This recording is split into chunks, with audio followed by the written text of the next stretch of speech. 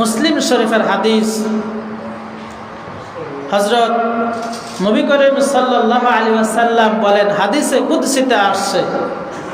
তো হাদিসে কুদসিতে আল্লাহ রাব্বুল আলামিন রোজার ফজিলতের ব্যাপারে বলেন, আও সাওমুলি, এই রোজা আমি আল্লাহর জন্যে, ওয়া আনা আজজি বিহি, আর আমি আল্লাহ স্বয়ং নিজ কুদরতি হাতে আমার এই বান্দাদের রোজার প্রতিদান দেব। সুবহানাল্লাহ, আল্লাহর নিজ হাতে বান্দাদেরকে দিবেন। কি যে দিবেন আল্লাহই ভালো জানে। হাদিসে পাকে আরো বলা হয়েছে, এই রোজা হলো জাহান্নামের ঢাল স্বরূপ। রোজা মানুষকে জাহান্নামের আগুন থেকে ঢাল হয়ে মানুষকে রক্ষা করবে, এর নাম হলো রোজা। সুবহানাল্লাহ।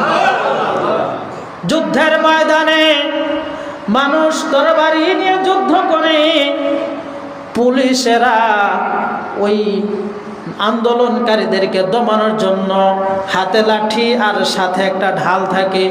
তো আন্দোলনকারীদের ইট পাটকেল এগুলোকে রক্ষা করার জন্য সেটা ঢাল হিসেবে ব্যবহার করে।